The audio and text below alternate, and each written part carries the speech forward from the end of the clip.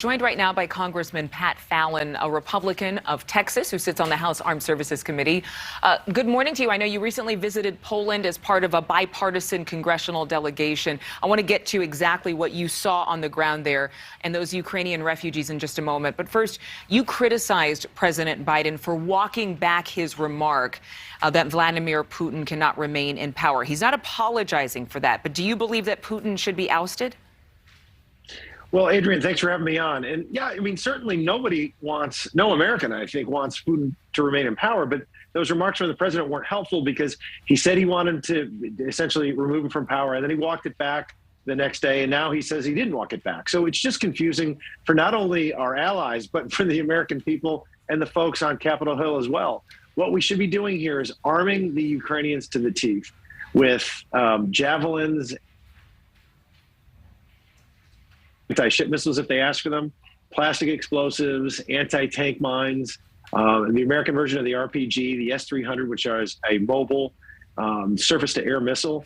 Give them everything they need to continue the fight, because we want, at the end of the day, what do we really want here? We want Russia out of the Ukraine. We want the Ukraine to remain independent and sovereign.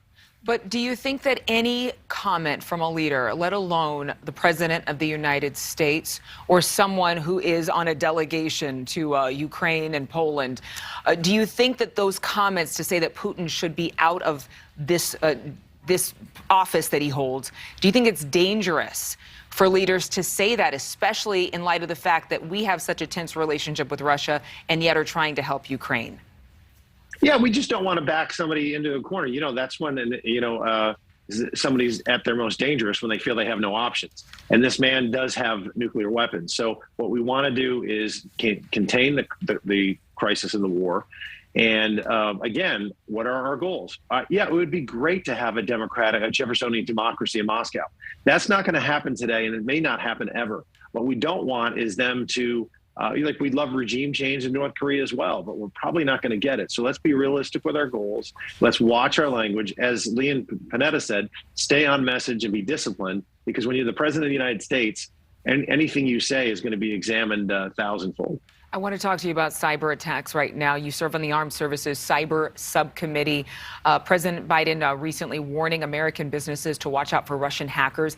Hasn't this been a problem for I don't know how long? What more could Russians do to tap into the secure systems for American businesses? Well, that's Adrienne. That's a great point. I mean, when JBS got hit in the Colonial Pipeline last year, we need to remain ever vigilant as Americans, whether you own a private company, certainly in the public sphere as well, with any government agencies. The Russians are very capable in the cyber world. And that's kind of the way a lot of wars and conflicts are going to be fought moving forward in the 21st century and beyond. And we do really have to watch out for that. Now, we have our own capabilities as well. And I think that's one of the reasons why perhaps we haven't seen the Russians launch a full-scale cyber attack against the United States. It's because they know that we can counter that as well. And they're having enough problems right now with their economy and the economic sanctions that have been imposed. What about American families? Should we all be concerned about Russian hackers? And what can we do to stop it?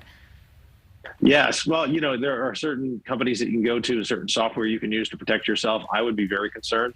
Again, remember what your mama taught you? Because my mama taught me, better safe than sorry.